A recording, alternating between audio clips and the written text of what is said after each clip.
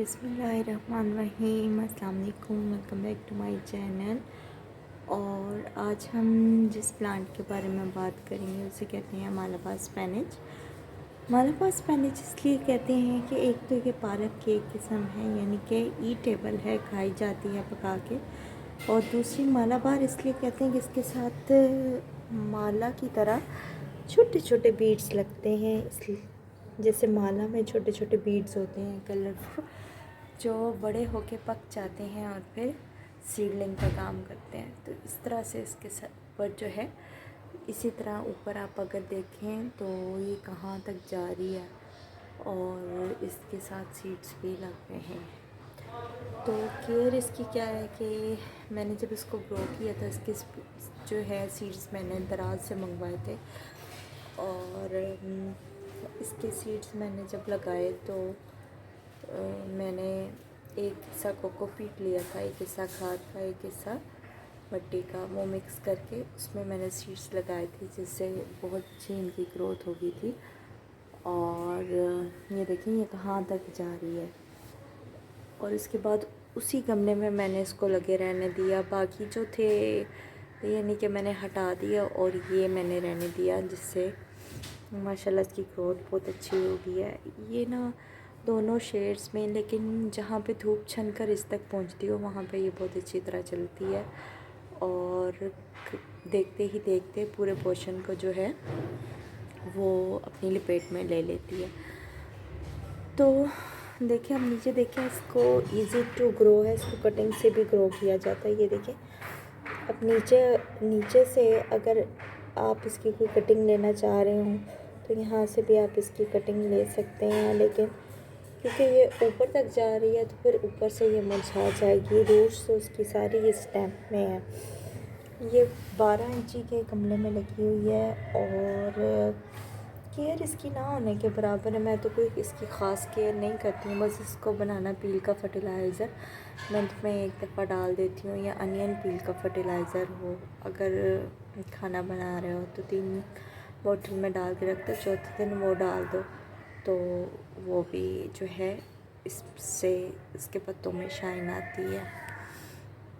अच्छा जी, करना आपने क्या है, जब ये आप इसको लगाएंगे और इसकी ब्रांच थोड़ी शाख बड़ी हो जाएगी तो आपने करना क्या है कि इसको टाई अप कर देना है किसी भी जूट के रॉप से, या किसी वायर से, पतली वायर हो या कोई धागा वगैरह हो, उससे आपने इसको टाई अप कर देना है। जैसे आपको ये बीच में वायर नज़र आ रही होगी, मैंने इससे किया, शुरू में बांधा था खैर तभी बांधा था, और उसके बाद अब तक जो है मैंने इसको नहीं किया।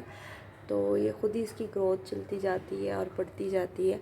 तो आपने करना क्या है कि जब स्टार्ट में ये इतना पोर्शन इसका निकल आए ना, इतना पोर्शन, तो फिर आपने इसको जो है सहारा देने के लिए रस्सी या स्टिक की मदद से, पहले मैंने इसको स्टिक पे बांधा हुआ था, स्टिक पे, क्योंकि स्टिक्स छोटी थी और ये काफ़ी माशाल्लाह बड़ी होती जा रही थी।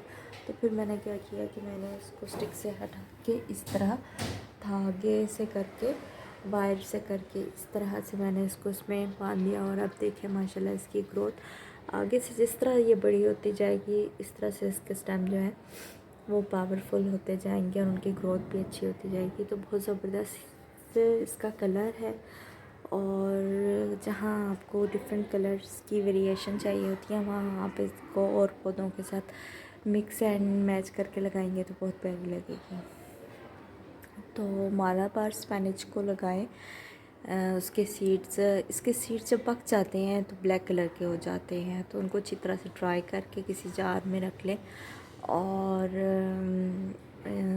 फिर जब आपका मन करे या आप गार्डन में से ये ख़त्म होने लगे तो फिर आप इसको दोबारा इसके सीड्स ग्रो कर सकते हैं। तो एक दफ़ा अगर ये आपके गार्डन में प्लांट आ जाए तो ये कभी भी ख़त्म नहीं होता, फिर ये जो है आपको प्लांट्स देता रहता है। कहीं ना कहीं अगर इसके सीड गिर गए हैं तो ख़ुद ब खुद उनकी ग्रोथ हो जाती है।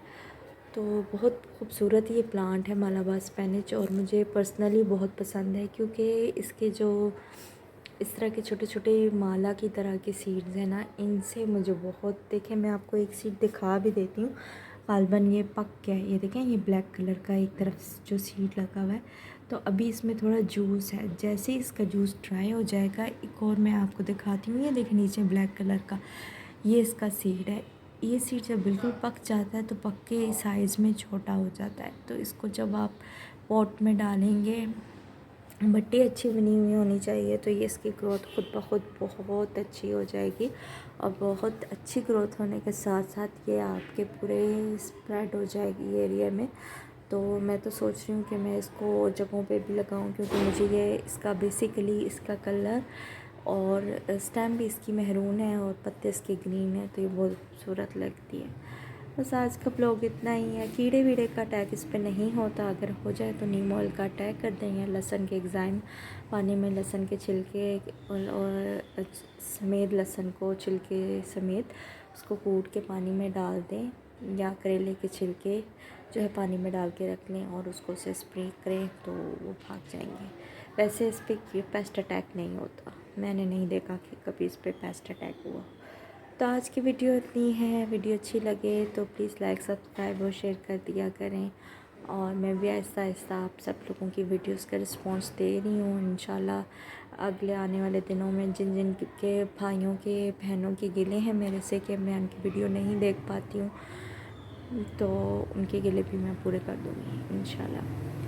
अपना बहुत सारा ख्याल रखें, मुझे दुआ में ज़रूर याद रखें। फ़ी अमान अल्लाह। अल्लाह हाफ़िज़।